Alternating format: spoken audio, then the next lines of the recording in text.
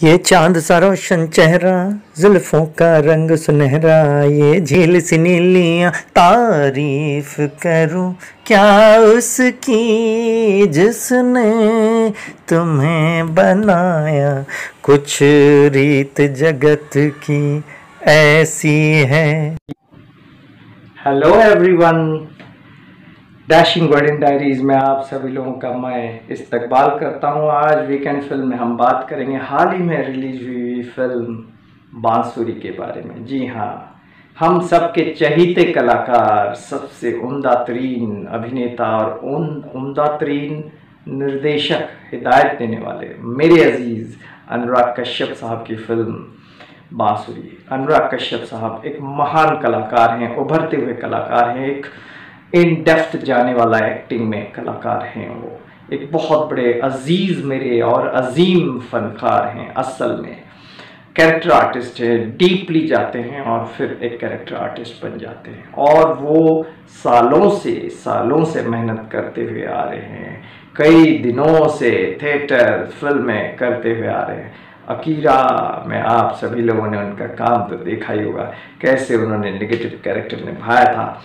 और वैसे ही कलाकार जब वक्त गुजारता है यूट्यूब के ऊपर, फिल्मों के ऊपर, वेब सीरीज़ के ऊपर, टीवी के ऊपर, ऐप्स के ऊपर, तब वो मंझा हुआ कलाकार बन जाता है। एक बेहतरीन, एक उम्दा तरीन अदाकारी करने वाला अदाकार बन जाता है।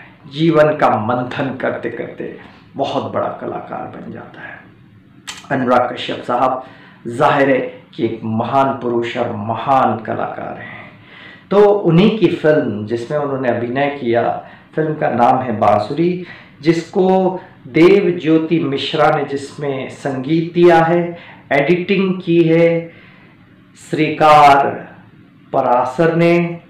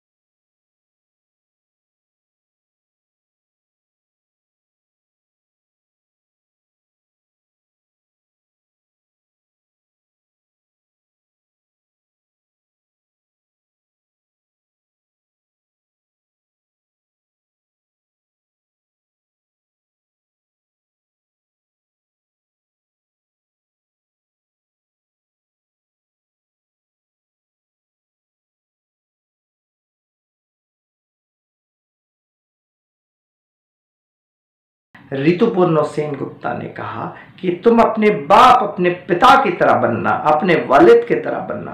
वो कहता है कि मेरे वालिद क्या करते थे ना, वो बहुत बड़े म्यूजिशियन है, वो बांसुरी बजाते थे, कृष्ण भगवान की तरह बांसुरी बजाते थे। तो उसने कहा अच्छा ठीक है जी, मैं तो मम्मी यही करूँगा।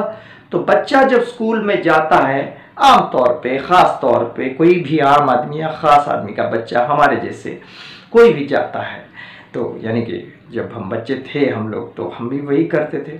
वैसे तो आज भी बच्चे हैं, क्या है, दिल और दिमाग तो हमेशा जो है बच्चा रहना चाहिए और बचपना रहना चाहिए उसके अंदर।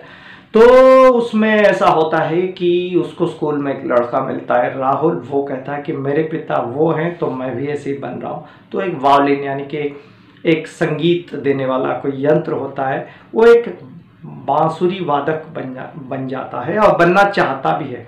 फिर अपने स्किल्स को उसमें पूरा दिखाता है, अपनी सलाहियत का इस्तेमाल करता है और सलाहियत को इम्प्रूव करने की कोशिश करता है बांसुरी बजाते बजाते। लेकिन इंटरवल से पहले उसे पता चलता है कि जो उसकी माँ यानी कि वालदा ने उन्हें कहा है उनके पिता के बारे में, वो सरासर झूठ है, गलत है। तो सोचिए क्या गुजर रहा होगा उसके दिमाग पर, उसके दिल पर, उस वक्त क्या बातें चल रही होंगी, उस जहनियत उसकी कैसी होगी। जहनी तौर पे वो क्या कमज़ोर बन जाएगा या जहनी तौर पे वो दुखी हो जाएगा, क्या होगा उस वक्त। सुख और दुख के दरमियान वो बच्चा क्या करता है, कभी इधर कभी उधर करवटें बदलते हुए वो सोचता रहता है कि मैंने तो ठान लिया था कि पिता की तरह बांसुरी वादक बनूंगा, परंतु बांसुरी वादक क्या बनूं, अब तो मुझे क्या करना होगा पिता की तरह।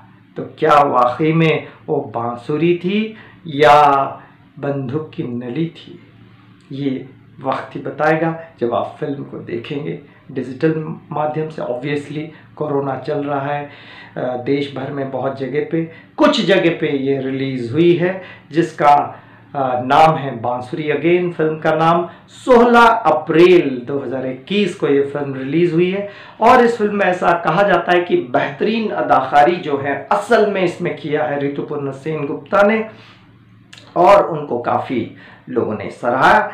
और इस फिल्म में ऐसा कहा गया कि film could not put an impact on the audience. Actually बांसुरी जो दिल है वो लोगों का दिल नहीं छू पाया, तो ये फिल्म नहीं छू पाई। तो ये थोड़े से दुख की बात है। लेकिन हमने जैसे कहा कि हमारे चैनल में हम जब भी कोई फिल्म की बात करेंगे, हम अदाकारी की बात करेंगे, हम निर्देशक की बात करेंगे और निर्देश की बात करेंगे, हिदायतकारी की बात करेंगे, प्रोडक्शन की बात करेंगे, टेक्नोलॉजी की बात करेंगे, लेकिन हम कभी भी क्रिटिसाइज नहीं करेंगे। अगर करेंगे तो पॉजिटिवली करेंगे, सकारात्मकता के साथ है, क्योंकि हम समझते हैं कि उस पैमाने तक कोई पहुंच जाता है तो ज़रूर उसके अंदर कुछ ना कुछ दमखम होगा। तो क्रिटिसाइज करने वाली कोई बात ही नहीं है। और चाहे वो 100 व्यूज़ हों, सैकड़ों व्यूज़ हों, 10 ऐप में चले, कुछ भी हो, डिजिटल प्लेटफॉर्म आजकल चल पड़ा है, इसलिए बोल रहा हूँ ये सारी चीज़ें। लेकिन काम तो काम है, अदाकारी अदाकारी है। किसी ना किसी भाइयों देखो सोच के तहत एक फिल्म बनती है, तो उस फिल्म का सम्मान करना चाहिए, उस सोच का सम्मान करना चाहिए। तो इसी सम्मान के साथ हम आपसे विदा लेते हैं और कहते हैं कि इस फिल्म को आप देखिएगा। अनुराग कश्यप साहब जो महान कलाकार हैं, उनका अभिनय देखिएगा। उनके अभिनय को देख के आपको ज़रूर आनंद आएगा। और हाँ, विदा लेने से पहले मैं कह दूं कि इस फिल्म में कुछ 12-13 करोड़ रुपए खर्चे हुए हैं और कुछ थोड़ी बहुत रिकवरी हुई है, चल रही है चीज़ें। बाकी के डेटाज कुछ रखे गए हैं कॉन्फिडेंशियल, धीरे धीरे आएंगे और कभी वक्त मिलेगा तो वीकेंड रिव्यू के समय हम बता देंगे। लेकिन टाइम्स ऑफ इंडिया ने अपनी रेटिंग में 2.5 आउट ऑफ 5 दिया है। खैर कोई बात नहीं, हम तो कहेंगे कि अनुराग कश्यप साहब जहाँ पे हैं वहाँ पे कला है, फन है, सब कुछ है। और Rituparna Sengupta one of the fantastic artist, और वो बच्चा मदन, और ये जो सर हैं हमारे बहुत बड़े अभिनेता, नेशनल अवार्ड विनिंग एक्टर। तो ये सारे एक्टर्स जब हैं तो फिर तो मामला जम गया। तो इसी तरह से आप जुड़े रहिए वीकेंड फिल्म रिव्यू में एक बेहतरीन तस्वीर के बारे में जानने के लिए। हर हफ्ते हमारे YouTube channel dashing golden diaries के साथ, और हमारी जो सीरीज़ चल रही है उसको देखें, क्योंकि उसमें बहुत सारी चीज़ें, बहुत सारे व्यक्तित्व आने वाले हैं, बहुत सारे तो विस्तार के साथ आने वाले हैं, जो कोई नहीं जानता है। कई सारी अनकही बातें, अनकही चीज़ें पुराने और नए लोगों के बारे में आप जानेंगे, तो उसको भी ज़रा देखिए और प्रेरणा अवश्य मिलेगी, चाहे कोई भी हो। लेकिन इतिहास और इतिहासकार जो होते हैं वो हमेशा लाभदायक होते हैं।